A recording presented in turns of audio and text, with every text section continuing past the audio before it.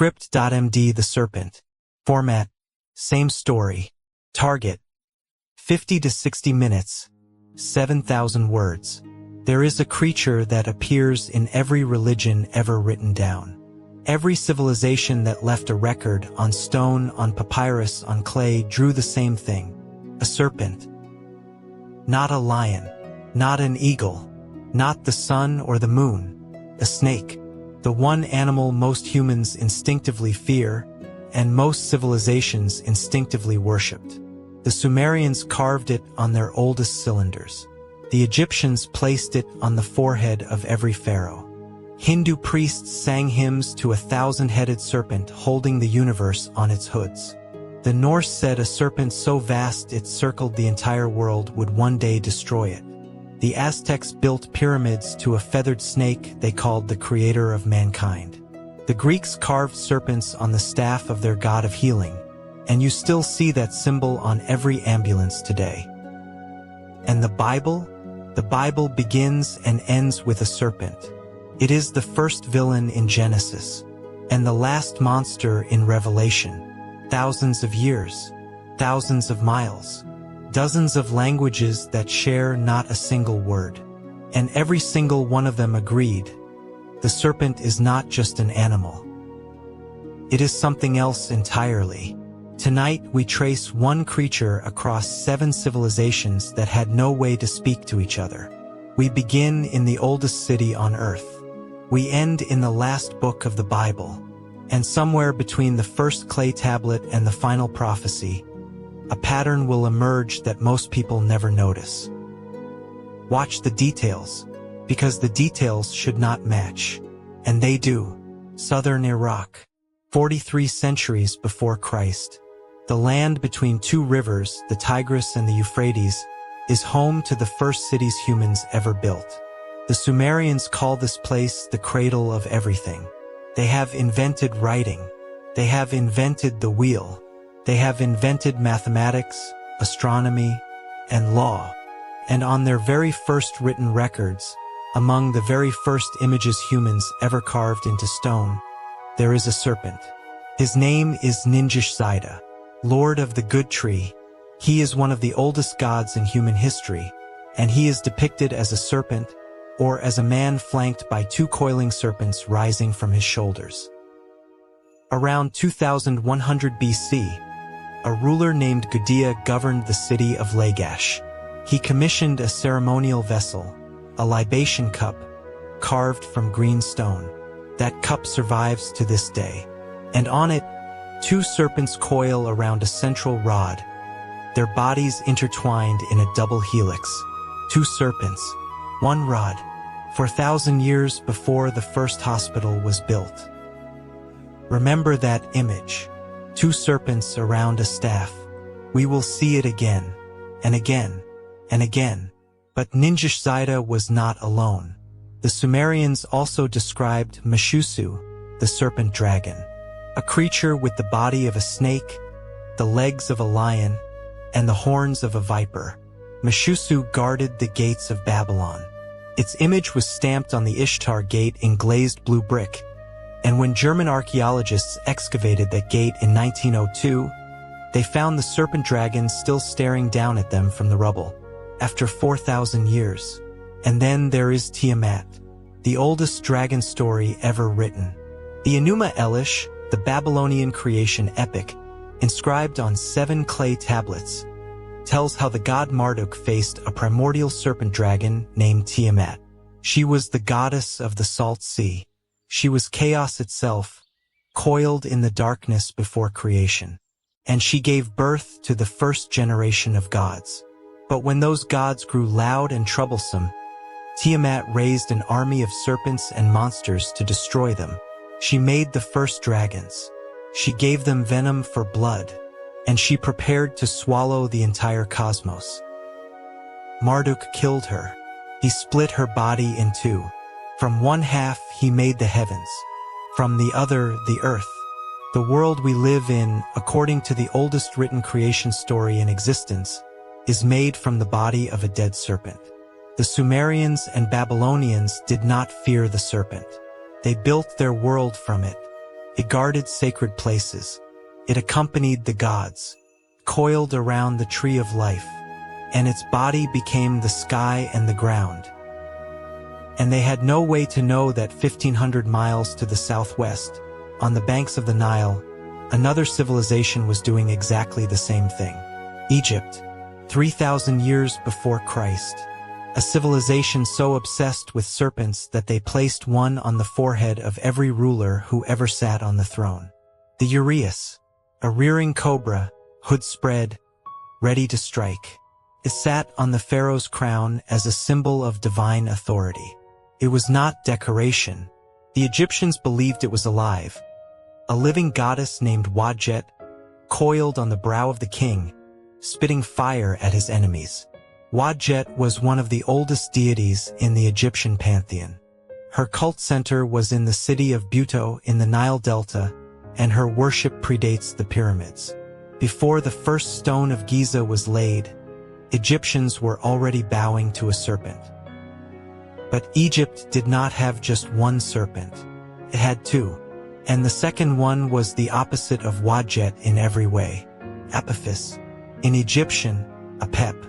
A serpent so enormous that it stretched across the entire underworld.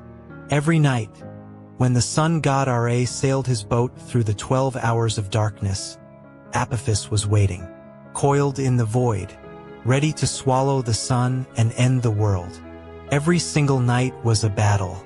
Ra and his crew, including the god Set, who stood at the prow with a spear, fought Apophis through the darkness. And every morning, when the sun rose over the Nile, it meant one thing. Ra had won. Again, Apophis had been cut apart, burned, and scattered, and the world had survived one more day. But the Egyptians knew something. Apophis could never be killed. He reformed every night. He returned every night. The battle never ended. The priests of Ra had an entire ritual, the Book of Apophis, dedicated to magically weakening the serpent. They would build wax effigies of Apophis, write his name on papyrus, and burn them, every night, in every temple, for centuries. And there was a third serpent, one most people never learn about, Mehen, a protective serpent that coiled around Ra's cabin during the nightly journey, shielding the sun god from Apophis. The guardian serpent fighting the chaos serpent. Serpent against serpent, light against dark. So in Egypt we have three serpents. One that protects the pharaoh, one that protects the sun god, and one that seeks to destroy all of creation. The guardian, the shield, and the void. Hold those roles, because 3,000 miles to the east, a civilization that never heard the name Apophis had even more serpents. And they built an entire kingdom for them. India, the Vedic period, roughly 1500 BC, though the oral traditions are far older. Priests on the banks of the Ganges are singing hymns that have been passed down for generations. Hymns about gods, creation, and the structure of the cosmos. And at the foundation of everything, coiled beneath all worlds, lies a serpent. His name is Shisha, Ananta Shisha, the Infinite One, a cobra with 1,000 hoods, each one crowned with a jewel. On his coils rests the god Vishnu, sleeping, dreaming the universe into existence. Shisha is not evil. Shisha is not a monster. He is the foundation. Without him, the universe has nothing to rest on. He holds worlds the way an ocean holds ships. When Shisha moves, there are earthquakes. When Shisha finally uncoils, at the end of the cosmic cycle, the universe dissolves. Everything ends. And then Vishnu dreams again, and it all begins anew, on the same serpent. But Shisha is not the only serpent in Hindu mythology. There is also Vasuki, the serpent king who was used as a rope to churn the cosmic ocean. In one of the most famous episodes of Hindu scripture, the Samudra Manthana, the gods and demons wrapped Vasuki around Mount Mandara and pulled him back and forth like a rope. The mountain spun, the ocean frothed, and from that churning came 14 treasures, including Amrita, the nectar of immortality. A serpent wrapped around a cosmic axis, gods pulling one end, demons pulling the other, and from the serpent's labor, the secret of eternal life. But as Vasaki was pulled back and forth, he vomited a terrible poison, Halahala, so toxic it could destroy all of creation. The god Shiva swallowed the poison to save the universe, turned his throat blue. To this day, Shiva is called Nilakantha, the blue-throated one. The serpent produces both immortality and death, in the same act, in the same story. And then there are the Nagas, an entire race of serpent beings, half human, half cobra, who live in a magnificent underground kingdom called Padala. The Nagas are not simple animals. They have cities of gold and precious gems. They have kings and queens. They have treasure, wisdom, and magic. And in hundreds of Hindu, Buddhist, and Jain stories, they interact with humans, sometimes as allies, sometimes as lovers, sometimes as enemies. When the Buddha sat beneath the Bodhi tree to attain enlightenment, and a great storm arose, it was a Naga king, Mukalinda, who rose from the earth, coiled his body beneath the Buddha 7 times, and spread his cobra hood over the Buddha's head like an umbrella, the serpent protecting the path to divine knowledge. In Cambodia, the temples of Angkor are guarded by enormous stone Nagas, 7-headed serpents lining every causeway. In Thailand, Naga sculptures frame the staircases of Buddhist monasteries. In Laos, the Mekong River is believed to be the home of a Naga so vast that its movements cause the annual flooding. The Naga fireballs, mysterious lights that rise from the river every October, are said to be the serpent's breath. Across all of Southeast Asia, the serpent is not a villain. It is a protector, a source of power, a bridge between the human world and the divine. And there is one more, perhaps the most extraordinary of all, Kundalini, a serpent of energy that Hindu and yogic traditions say lies coiled at the base of every human spine. 3.5 coils, sleeping, and when it awakens through meditation, through practice, through grace, it rises through 7 energy centers, the chakras, and when it reaches the crown of the head, the practitioner achieves enlightenment. Union with the divine. The serpent is not just in the cosmos. It is inside you. Egypt had 3 serpents, the protector, the shield, and the destroyer. India has an entire civilization of them, a serpent holding the universe. A serpent churning creation. A serpent guarding the Buddha. A serpent coiled inside your body.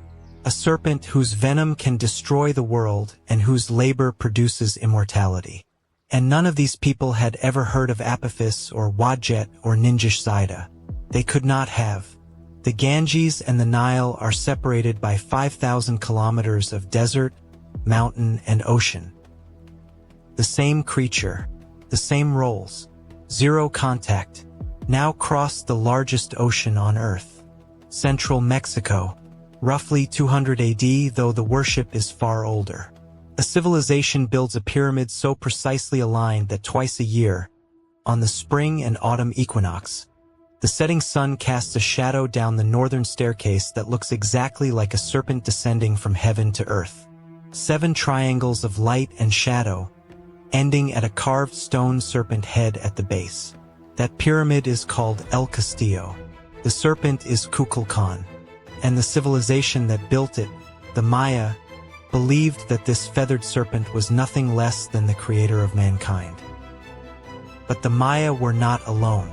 1,000 years before them, the people of Teotihuacan, builders of the largest pyramids in the Americas, covered their temple of the feathered serpent with hundreds of carved serpent heads, their stone jaws gaping from the walls. After the Maya, the Toltecs worshipped the same being.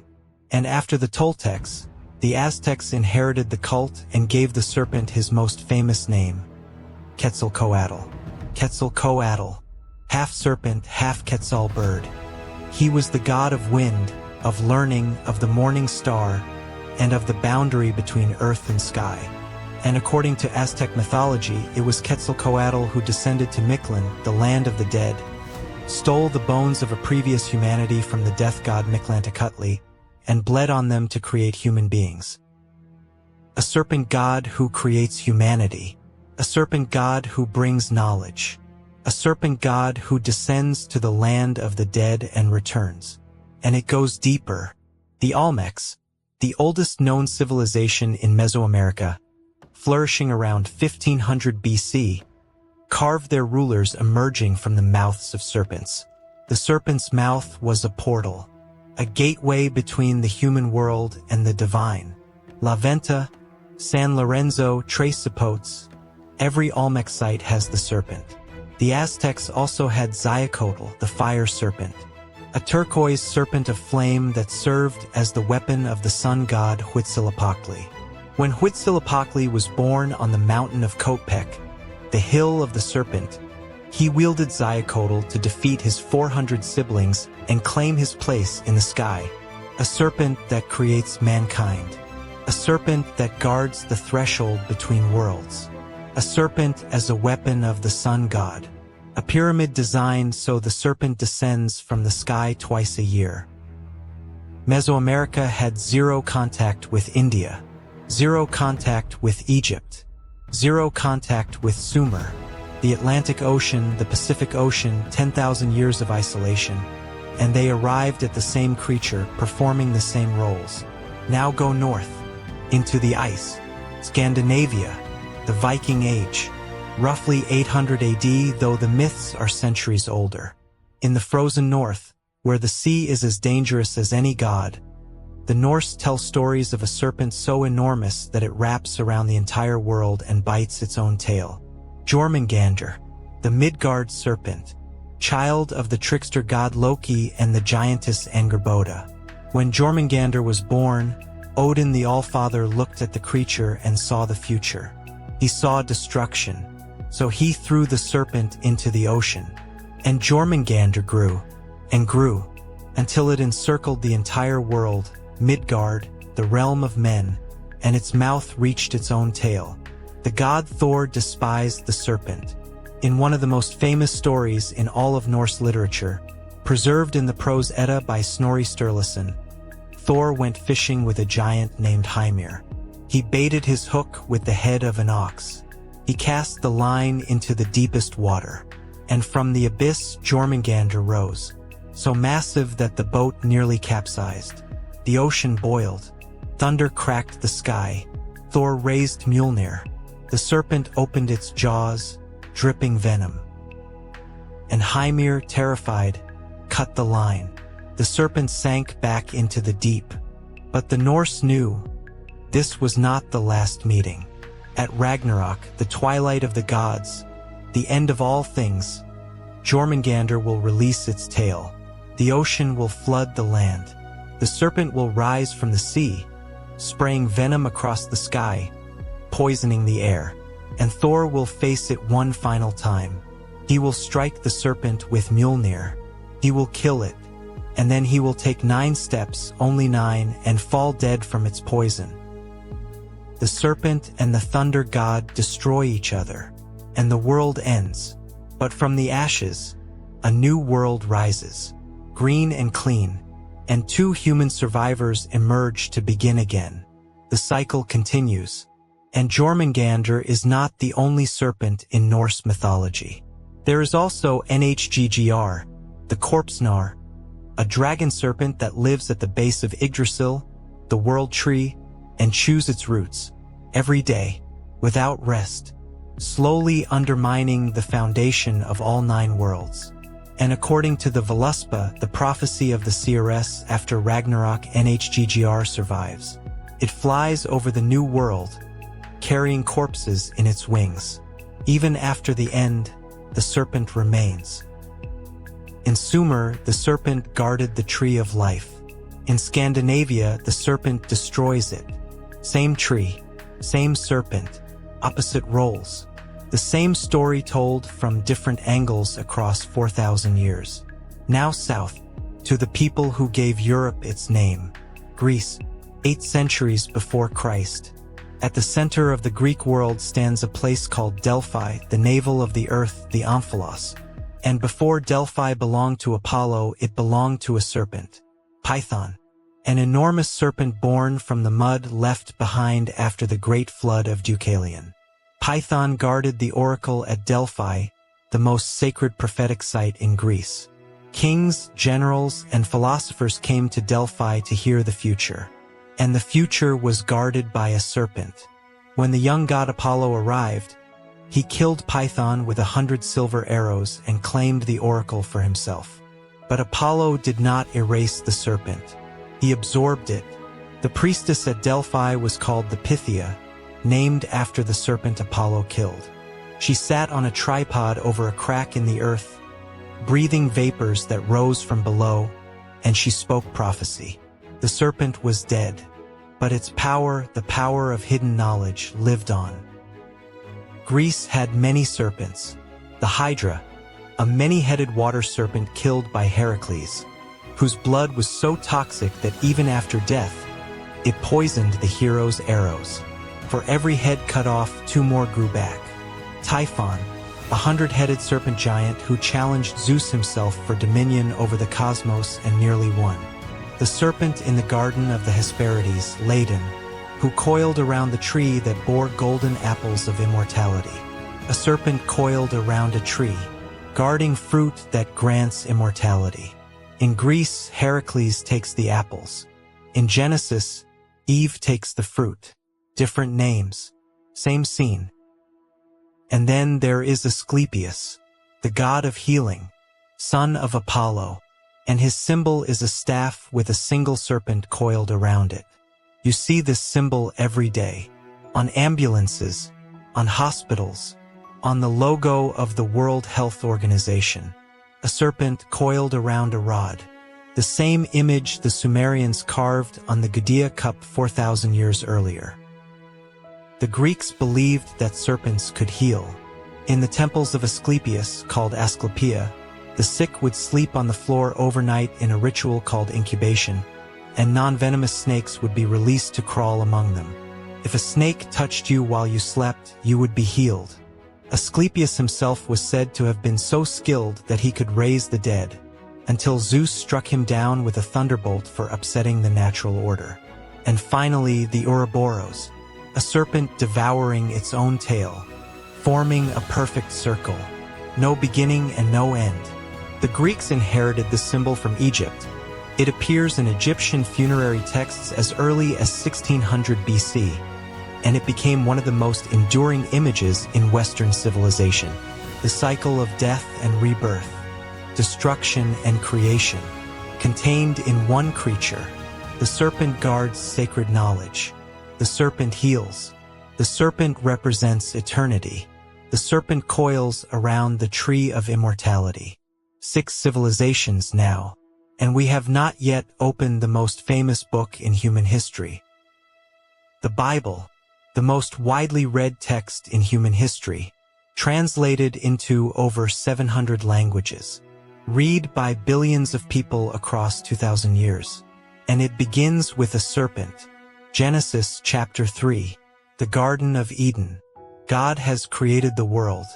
He has planted a garden with 2 special trees, the tree of life and the tree of the knowledge of good and evil.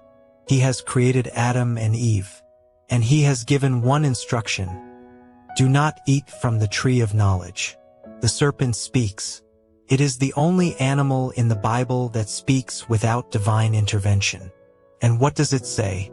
It says, "Eat the fruit, and your eyes will be opened, and you will be like God, knowing good and evil." The serpent does not lie. Their eyes are opened. They do gain knowledge. Eve eats. Adam eats. Their eyes are opened. They gain knowledge and they lose paradise. The serpent in Genesis is not a dragon. It is not a god. The Hebrew word is na'ash, simply serpent, and its role is precise. It stands between humanity and ignorance, beside a tree, offering knowledge that changes everything. The exact same scene we just saw in Greece, with the serpent Ladon guarding the tree of golden apples. But Genesis is not the Bible's last word on serpents. In the book of Numbers, chapter 21, the Israelites are wandering in the desert. They complain against God, and God sends venomous serpents, seraphim, fiery ones. Among them, people are dying. Moses prays, and God gives a strange instruction. Make a serpent of bronze, put it on a pole, and anyone who is bitten, anyone who looks at the bronze serpent will live. A serpent on a pole that heals. In the Bible, written centuries after the Gudea cup, centuries before the temples of Asclepius, the same image, the same function, healing through the serpent. And then there is Leviathan. In the book of Job, God describes a creature of terrifying power, a serpent of the deep, armored in scales, breathing fire, impossible to capture, impossible to kill. Can you draw out Leviathan with a fishhook? God asks Job. The answer is no. Only God can face Leviathan. In the Psalms, God is said to have crushed the heads of Leviathan. In Isaiah, Leviathan is called the twisting serpent who will be slain at the end of days. The serpent in the sea, the chaos monster, Tiamat by another name, Apophis by another name, Jormungandr by another name. And then Revelation, the last book of the Bible, the final vision. John, on the island of Patmos, sees a great red dragon with 7 heads and 10 horns, and the text identifies it explicitly. The serpent in the garden is the dragon in the Apocalypse. The first villain is the last monster. The creature that started the story ends it. And now step back. 7 civilizations, 5 continents, at least 4,000 years of recorded history, languages that share not a single root word, trade routes that did not exist, oceans that could not be crossed. And every one of them put a serpent at the center of their deepest stories. But it is not just the presence of the serpent.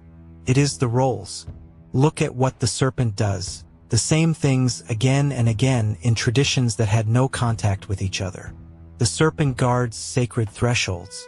In Sumer, the gates of Babylon. In Egypt, the pharaoh's crown. In Greece, the oracle at Delphi. In Mesoamerica, the mouth of the serpent is the gateway between worlds. In Genesis, the serpent stands at the tree that separates human knowledge from divine knowledge. The serpent offers knowledge. In Genesis, the fruit of knowledge. In Greece, the oracle speaks through the serpent's legacy. In India, Kundalini rises through the chakras to enlightenment. In Mesoamerica, Quetzalcoatl is the god of learning and wisdom. The serpent heals. In Greece, Asclepius. In the Bible, the bronze serpent of Moses. In India, Nagas are guardians of herbal medicine and hidden treasures. The serpent represents the cycle. In Egypt, Apophis returns every night, eternal and unkillable. In Norse mythology, Jormungandr circles the world, tail in mouth. In Greece, the Ouroboros. In India, Shisha uncoils to end the universe, then recoils as it begins again. Death and rebirth, the circle that never ends. And the serpent destroys. In Egypt, Apophis tries to swallow the sun. In Norse, Jormungandr ends the world at Ragnarok. In Babylon, Tiamat wages war against the gods. In Revelation, the dragon wages war in heaven. 5 roles: guardian, knowledge bearer, healer, cycle, destroyer. Every civilization assigned the serpent some or all of these roles. No other animal in human history carries this much meaning across this many unrelated cultures. And it does not stop at 7.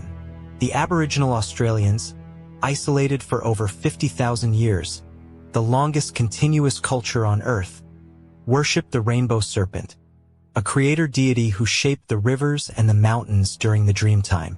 The Hopi of North America perform serpent ceremonies that date back centuries. The Dogon of West Africa describe Lib, a serpent ancestor who guides the dead. The Chinese dragon, the Long, is a serpentine creature that controls rain, rivers, and the fate of emperors. Every continent, every era, every level of civilization, from hunter-gatherers to empire builders. One creature, the same roles, the same impossible coincidence, repeated everywhere. The question is not whether the pattern exists. The question is why. There are 4 theories. None of them is certain. All of them are unsettling in their own way. The first is Carl Jung's, the collective unconscious. Jung spent decades studying mythology, and he noticed what we have noticed tonight. The same symbols appear everywhere. He called them archetypes, inherited patterns embedded in the deepest layer of the human mind. Not learned, inherited. The serpent, Jung argued, is perhaps the oldest archetype of all. It represents the unconscious itself, the dark, coiled, hidden part of the psyche that holds both danger and the potential for transformation. The second theory is evolutionary. In 2009, Lynn Isbell, a primatologist at UC Davis, published a book called The Fruit, the Tree, and the Serpent. Her argument was provocative. Primates evolved their extraordinary vision, our sharp, color-sensitive, forward-facing eyes, specifically to detect snakes. Before any other predator, before any other threat, the human brain has dedicated neural pathways for recognizing serpentine shapes. We see snakes faster than we see anything else, even when we are not looking for them.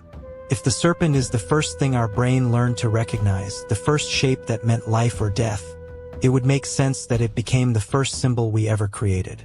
The deepest fear became the deepest metaphor.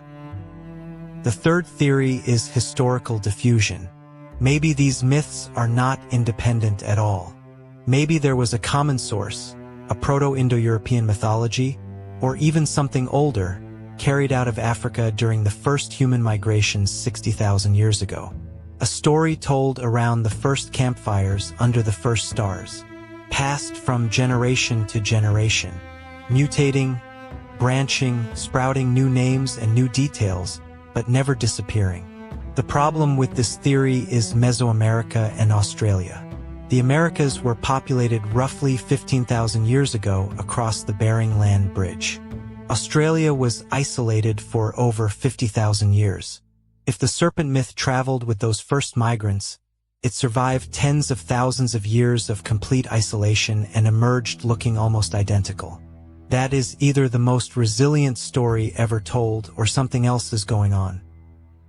The fourth theory has no academic name, but it haunts the edges of every serious study of comparative mythology. It is this: maybe these civilizations are all describing the same thing. Not a memory, not a metaphor, not a wiring defect in the brain. Something real, something they all encountered, something that looked like a serpent or moved like a serpent or manifested through a serpent, and they each recorded it as faithfully as they could, in the only language they had. We are not here to tell you which theory is correct. We do not preach here. We follow the pattern, and the pattern is undeniable. The serpent is in the first story ever written and the last prophecy ever recorded. It guards the gates and it destroys the world. It offers knowledge and it demands a price. It heals the dying and it poisons the living. It is coiled at the base of the world tree in Scandinavia and at the base of your spine in India. Its body was split in two to make the heavens and the earth in Babylon, and it will be cast into the lake of fire at the end of time in Revelation. No other symbol does this. No lion, no eagle, no wolf or bear or raven. Only the serpent appears everywhere, in every tradition, performing the same impossible set of roles. It was worshipped and feared. It was the creator and the destroyer. It held the secret of immortality and it brought death into the world. And no matter where you look, no matter which culture, which century, which continent, it is always there, watching, coiled in the oldest stories humanity ever told. The flood is next. 20 civilizations described the same catastrophe. and the details should not match.